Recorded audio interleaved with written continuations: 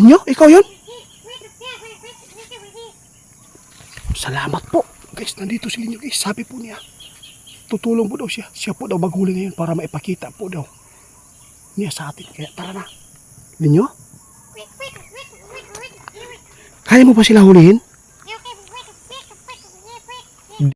Guys, mag-isa naman po tayo dito sa eksplorasyon dahil po si Ramil ay mayroon pong trabaho. Kaya nandito po ako ngayon. Umagang umaga. Pagkatapos kong magkape, bumayahe po ako dito para lang po malaman natin kung ano po update sa sanggol at saka yung bata na kinuha. Kasi hindi ko talaga to tinatantanan kasi masakit po sa kalooban ko na mawalay po ang isang bata sa magulang. Kaya binalikan ko ito. Mag-isa lang po tayo. Sana po mayroong makatulong sa atin dito. Kasi yung ipinapabuti kaibigan ninyo ay hindi pala tiyanak yung sanggol na yan.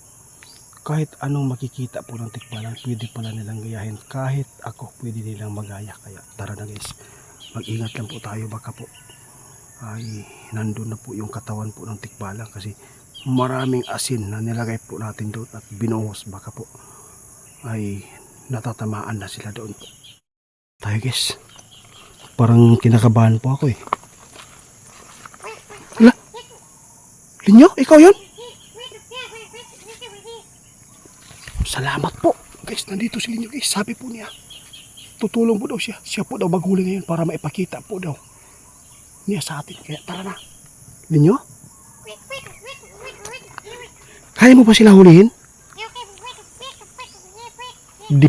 Depende po daw guys. Kasi po dadaan po sila sa matinding labanan kapag gusto niyang hulihin. Pwede tumakbo kaibigan.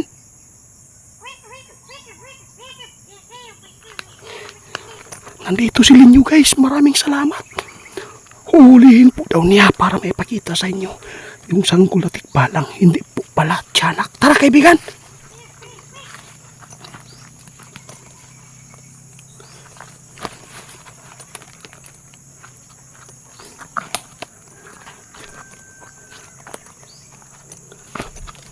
Sige po, hindi lang tayo maingay. Sabi ni Kaya Leo, huwag kang maingay.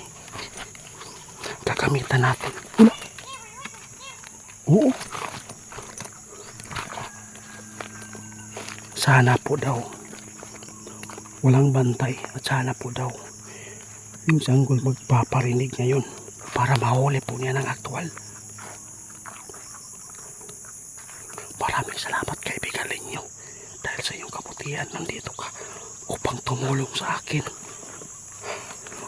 Umagang umaga pa ako dito.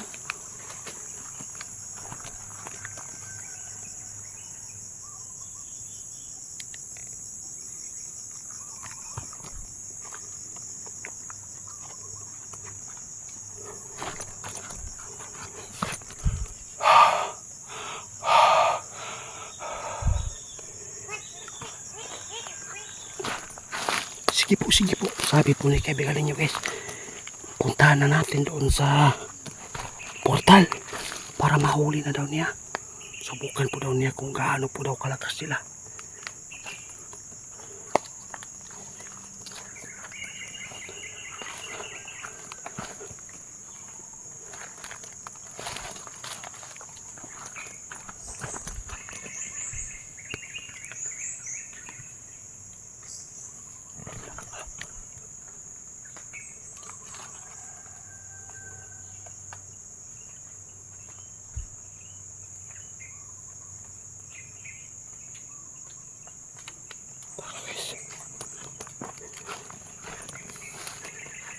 Walang paramdam. Ha? Sabi ni kaibigan ninyo guys, biglang nagtago po yung tikbalang. Bakit po ayaw niyang humarap sa'yo?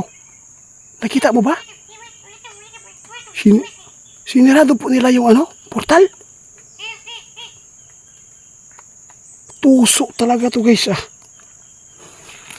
Lumabas ka, tikbalang, bakit po kayo nagtatago? Nandito yung kaibigan ko para hulihin kayo.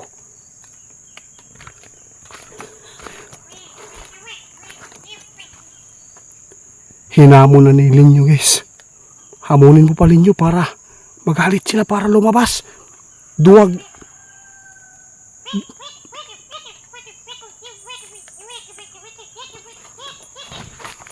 Sabi ni Linyo guys, lumabas kayo dyan. Ipakita po niyong sanggol. Maliit lang po daw siya pero bakit kayo natatakot?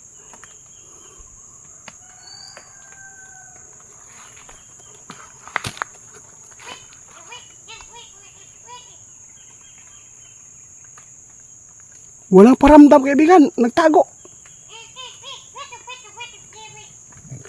Guys, grabe guys. Sobrang tuso talaga yung tikbalang dito. Walang nagpaparamdam guys pero nakita po nila tayo. Napapunta po nila kasi binabantayan. Kung ako lang po daw mag-isa, sanggol na naman yung gagamitin. At mayroon pa daw na ilin lang sa atin para po ay ano pong ilin lang po niya sa atin, kaibigan? Ay, galing ah. Guys, sabi po ni kaibigan ninyo, kung wala po daw siya ngayon, kaya sumama si Linyo. Gusto niyang makalaban yung tikbala.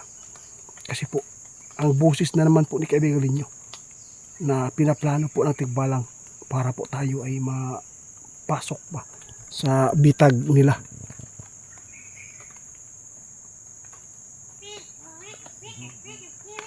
Oh, hinahamon kayo ni kaibigan ninyo.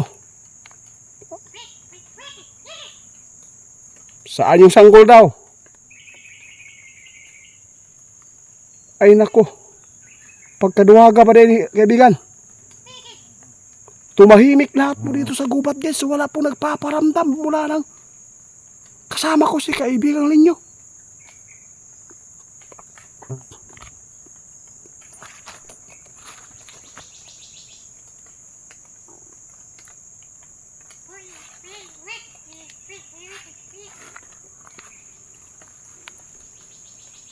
Lapitan natin kaibigan.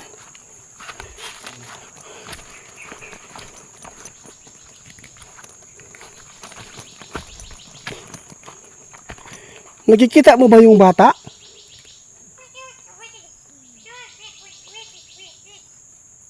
Ay nako guys, wala na po doon yung bata.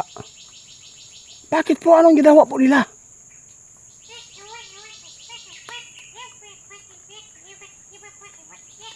Mahirap na po daw makabalik sa mundo ng tao dahil po binulag na po nila at ginawang alipin.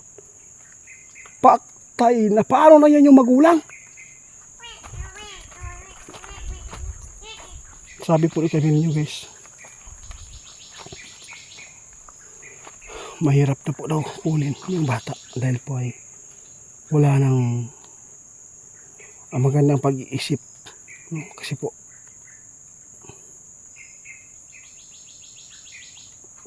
inyo, teka lang, titignan ko muna yung asin dito.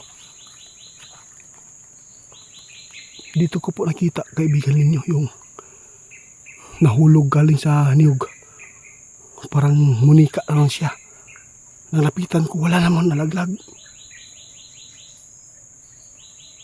Ito po yung asin natin. Mahirap na guys. Baka i-close na po natin dito yung kaso ng pagkawala sa bata guys. Kasi wala na, naalipin na talaga. At wala nang magandang pag-iisip yung bata. Dahil yung pag-iisip ng bata ngayon nandoon po sa kanilang hari, tikbalang. Alagad po sila.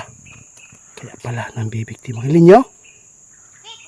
Anong plano po ninyo sa amin ngayon dito, kaibigan? Ipagpatuloy ko pa rin yung pagpupunta po dito? Oh, sige. Sige daw guys, sabi ni kaibigan, yung pahangkat po daw na makita po ng mga tao na mapatay po natin yung tikbalang dito. May araw pa rin daw na matisimpuhan po natin siya. Kasama na natin si kaibigan ninyo ngayon dito. Lahat po ng tikbalang guys, pumasok sa loob ng kanilang kaharian dahil po nakita po nila na may parating na kalaban. Kaya yun, akala ko ba matapang kayo? Oh, Kahit ni isa, wala. Kaya mo bang sirain yung portal? Ha? Hindi po daw kaya ni kaibigan ninyo guys kasi po napakalakas po din yung mga kalaban na to. Ang sa kanya lang po daw yung harap-harapan dito sa labas po, dito sa mundo ng tao. Kasi po pantay-pantay po daw kanila ang kanilang mga kapangyarihan kapag dito sila sa lupa natin. Babalik tayo kaibigan. Samahan nyo ako doon ha, papunta doon. Baka po pag wala ka, bigla lang susugod sa akin. Wala guys, tara na guys. Pagpatuloy ko na pa rin guys yung pag ano. Mahirap po kalabanin sila. Lalo pag nasa loob po ng kaharian ng tikbalang, sabi ni kaibigan ninyo. Kaya tara na. Salamat kaibigan ha. Lahat po ng tikbalang elemento dito guys, walang nagparamdam, nagtago dahil po kay linyo po.